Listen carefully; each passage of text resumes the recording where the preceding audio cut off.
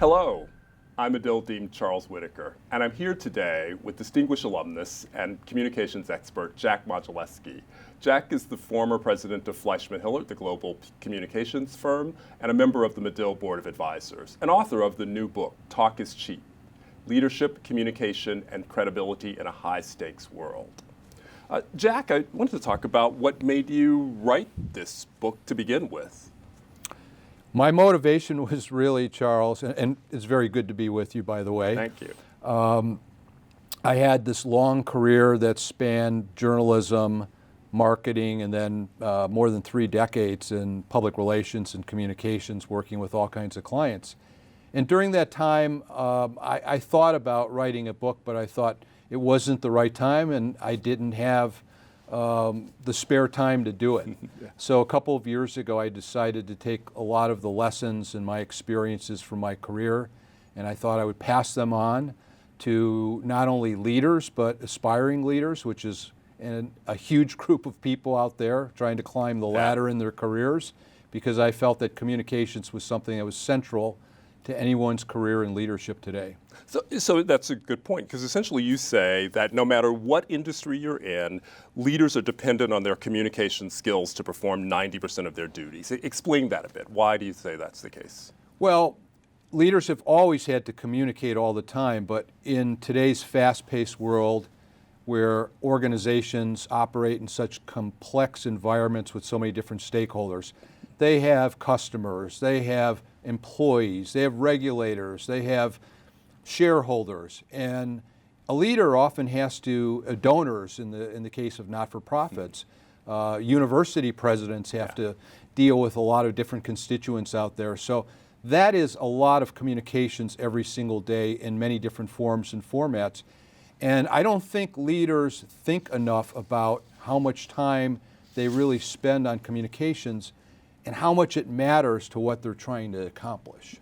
Traditionally, though, we tend to think of leaders as being these enigmatic individuals who have charisma, and those are the skills that they need, and that leaders are sort of born and not made. So can you make a good leader, make a good communicator if you're not, imbued with that at birth?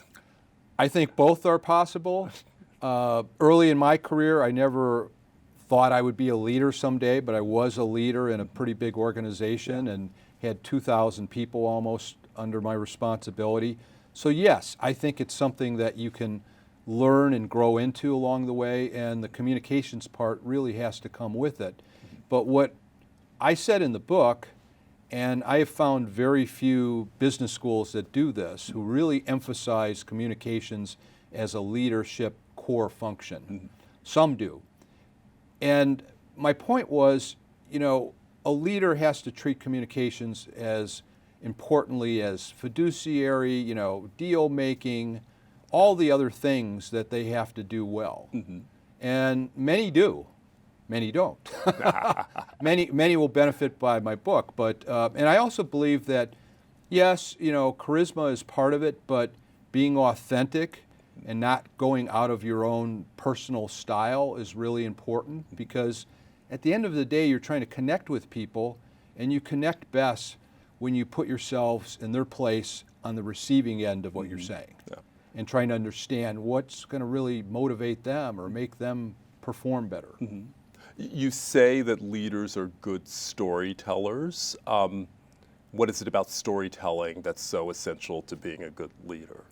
Well, one really important part of storytelling is that every organization has a culture, and some are very strong cultures that endure over time and generations.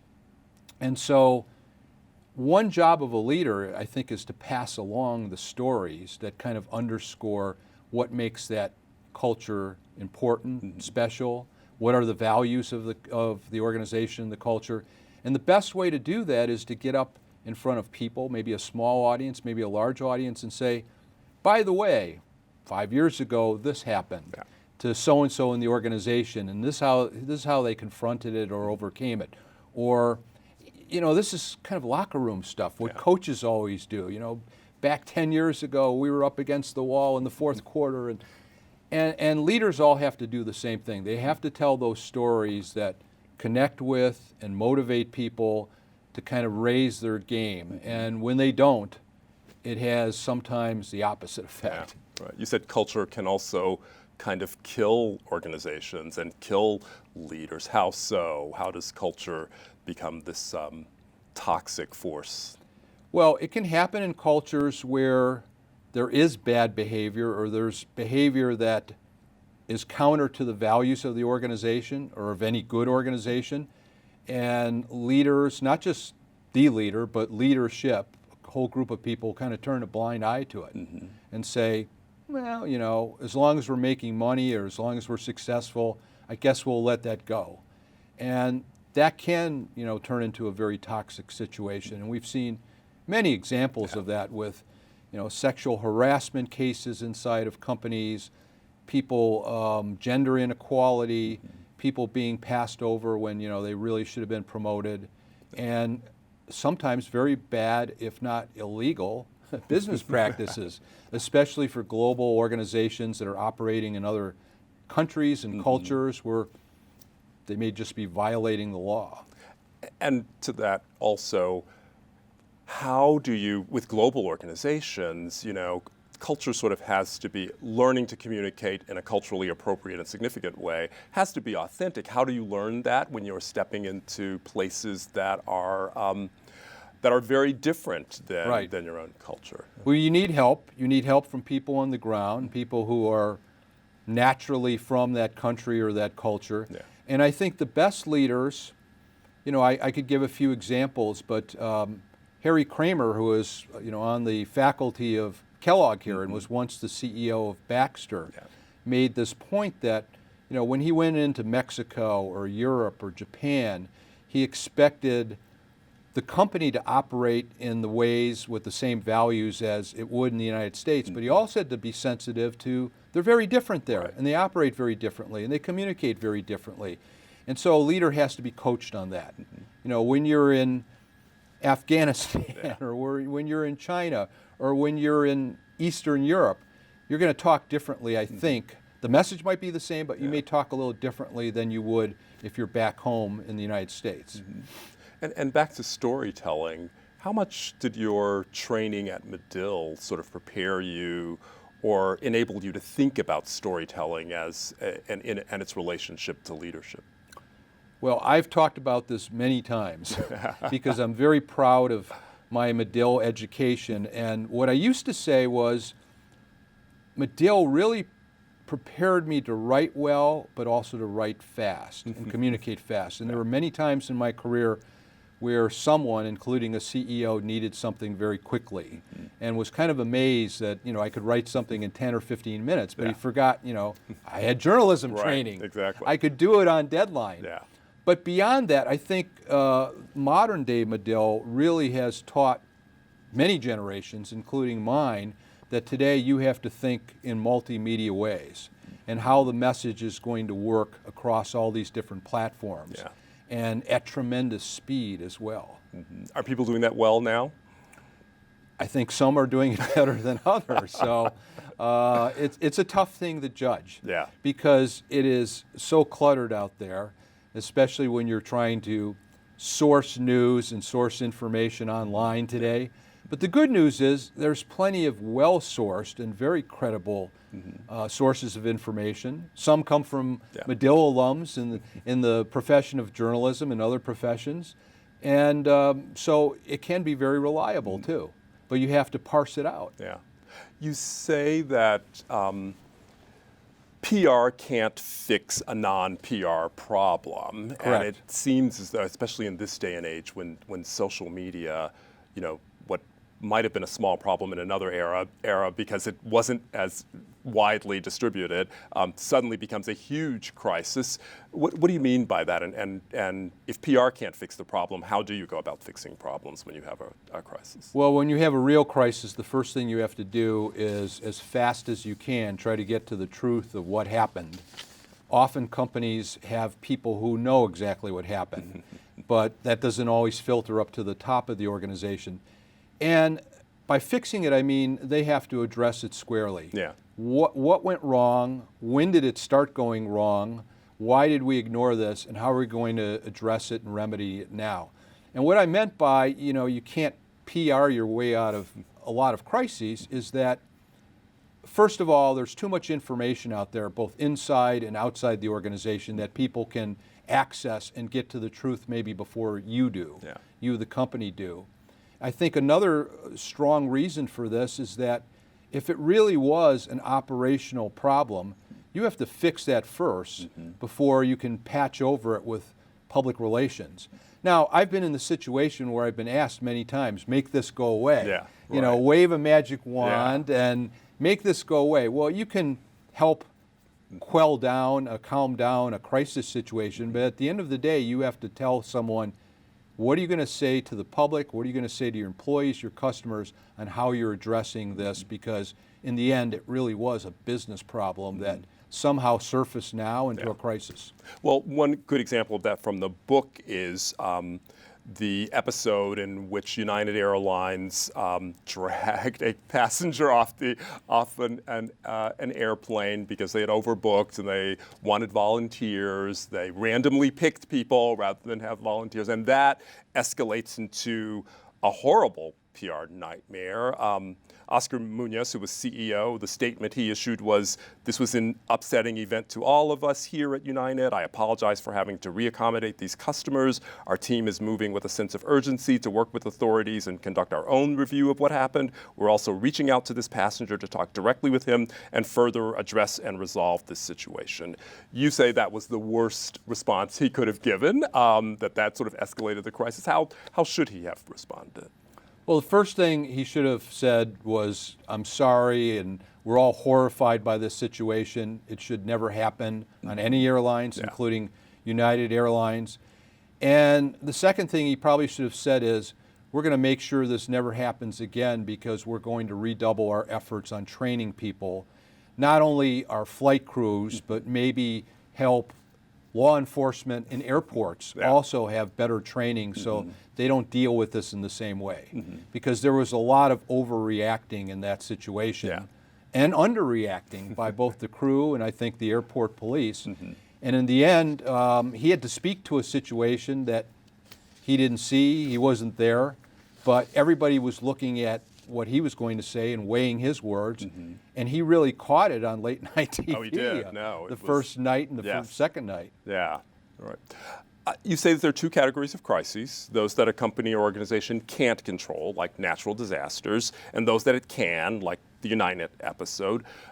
Are they handled the same or differently? Do we handle the natural disasters, the ones you can't control, the same way we handle the ones that we can control? And what's the difference in the way we respond to them? Two types of preparation, I think, with something that can affect a lot of organizations, which could be a flood or fires in California or any number of disasters like that.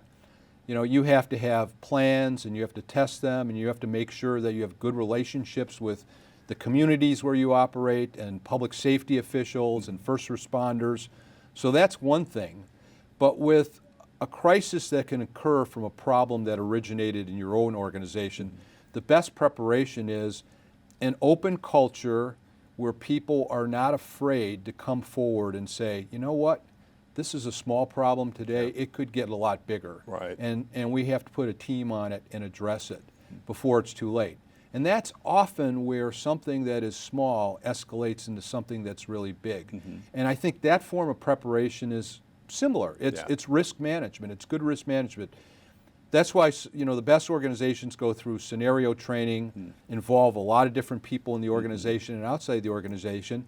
And if something real happens, they're better prepared. Not perfectly, but they're better prepared. But you can't prepare for every scenario. You really can't. But the preparation itself and having people go through it and be on their toes and know what kind of resources they're going to need very quickly helps a lot. Better than someone who is caught very much off guard. True. And time is of the essence. And no, you mentioned that. I mean, in your 10 commandments, you say, respond in a timely fashion. What does that mean? And how How timely do we have to be? How much time is too much time to let pass? Charles, I'm starting to regret calling it the 10 Commandments. People picture me up with two tablets, you know. Yes. But it was my way of kind of organizing Sure. my thinking on all that. But do we? I mean, a lot of organizations want to, and we went through this here recently with the scenario that we had to respond to quickly. Right. They, want to massage the statement. They want to take time and sort of think it through, and you certainly should do that. But what is there a reasonable amount of time, or is there a point at which you have let too much time? How do you know when you've let too much time lapse? Especially, again, in this era where social media is churning things quickly. You don't want to respond to each and every social media post. You want to be deliberate, and you want to make sure that your response is thoughtful and careful, but time is of the essence. So how do you know, when you've let too much time pass? When you really feel like the story is getting well beyond your control, and people are saying, how come they haven't said anything yet? How come they haven't responded? You can buy some time by having some sort of holding statement that will buy you a little bit of time while you're really digging into it. I think there's some appreciation that an organization needs a few hours, needs some time to really find out what's happening here, especially if they might have been caught off guard by something. But time is of the essence, and you really need someone, I think, who is sensitive to that, who is getting good monitoring reports from social media and saying, this is escalating out of control. There are more and more people piling onto it from all directions, and we have to respond a little bit faster, even if you don't get the perfect statement out there or the perfect response. A lot of leaders rule by fear and fiat. They sort of believe that is the way you engender or command respect. I'm assuming you would say that's not the correct way to rule, but how do you develop respect and loyalty on a team? How do leaders do that? Well, I'd be really surprised how many leaders are still operating out of fear and command and control styles. Yes, I know there are some out there, whether it's in government or in business or other institutions. But today, when you have at least four generations in workplaces, you have to respect the fact that these people are all different.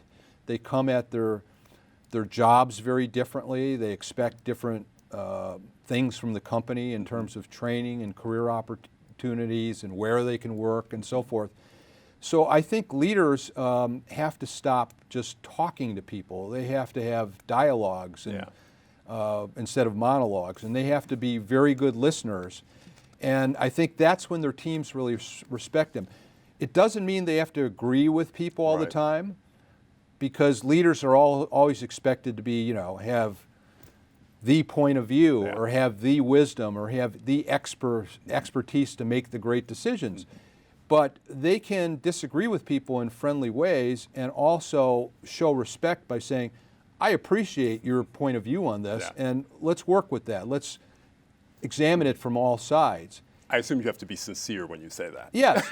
And then he or she, the leader, can decide, what to do after that, but not just to make monolithic type of decisions and pronouncements all on their own. I think modern leaders get that. I think the new generation of leaders coming up are better communicators, and I think their EI is much better, their emotional intelligence about how to deal with the people around them. Do you think that's just a generational shift, or are they being trained to be better? I think it's both. I think there's a lot of training going on out there, a lot of people coaching within organizations, because it's dysfunctional to do it otherwise.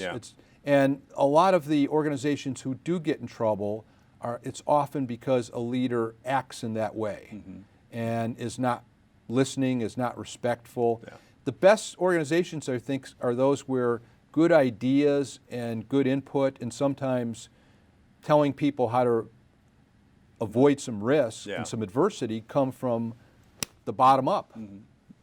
Going back to the 10 Commandments, I won't go through all of them, but there's just a couple that I wanted to ask you about. You say, own the crisis. Yes. What does that mean?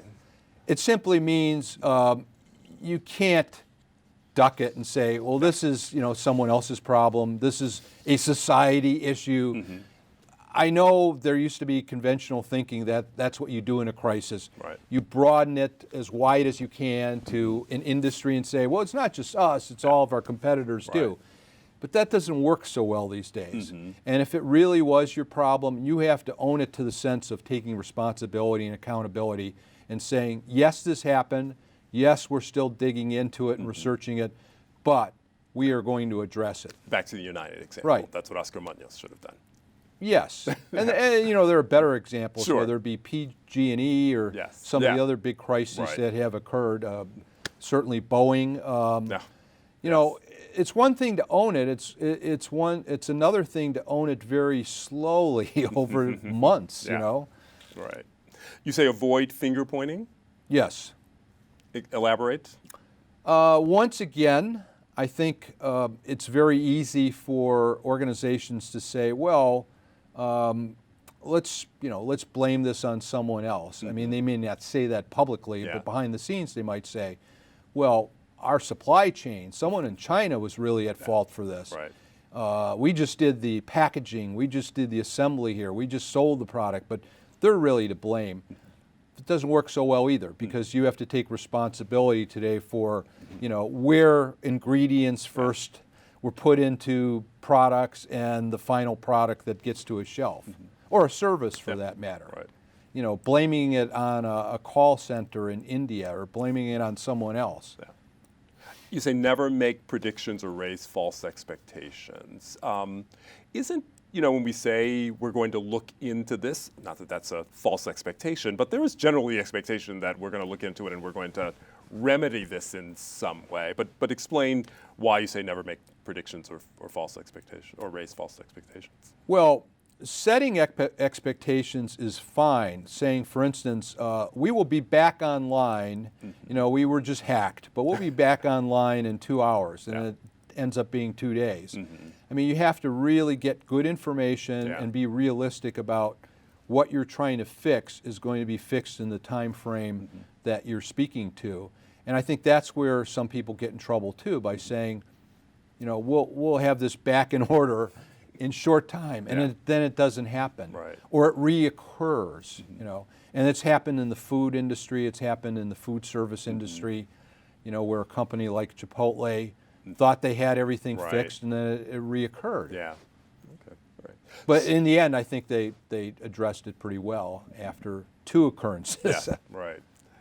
So while I have you sitting here, I'll get the personal benefit of your wisdom. I'm a newish dean and still learning to be a leader. What advice do you have for me? You know the culture, you know Medill, you know something about Northwestern. You've been around both for some time. What would you say to someone in my position, or to me in particular, about how I should be thinking about leadership and running a 21st century communications and integrated marketing, communications, and journalism school? I would say a couple of things. Number one, I think you're already doing that, which is going out and talking to all the key stakeholders, whether they be the students, the prospective students, members of the Northwestern, community, alums, patrons of Medill and so forth, people in the industry.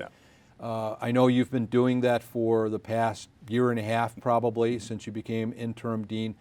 That is extremely important. And this whole notion of a leader communicating 90% of their day, a lot of it is that. It's going into their retail stores, it's going into their factories, their laboratories, and meeting the people who are really doing the job, or who are their real customers or business partners or so forth. So I think that's really important. I think you're already doing it, and you're probably feeling the pressure of this takes so much time. It does. When I also need to be back in my office dealing with a lot of administrative things. Right. I may not be able to help you with all of that, but it's one of the things that leaders have to straddle. I did. Whenever I was out trying to get new business and out working with clients. I would sometimes come back to the office a couple days and they'd say, "Where were you? Yeah. You know, you should have been here with us." So Right. you're constantly straddling the inside and the outside world of the organization. In addition to that, I think that because of your experience and because of Medill's legacy and where it is today in the world of journalism and marketing and integrated communications education and all the research that's done at Medill, I mean, you're a real thought leader. And you have a potential on behalf of Medill with your team, with the other leaders here, to be more of thought leaders at a time where our professions desperately need that. Indeed. And I think the industry really needs that. You know, they will look to people like you and say, how are you training students today for the future? What could we all be doing better together? All right. Well, Jack, thank you so much. I really appreciate your time. The book is wonderful. It's a great thank you. read. I highly recommend it. It's very digestible. But yeah, I think there are some wonderful takeaways in it. And again, thank you for doing this and sitting with us. I greatly appreciate it, Charles, and without my Medill training, I could have never written this book. I appreciate that endorsement as well. Thank you, Jack.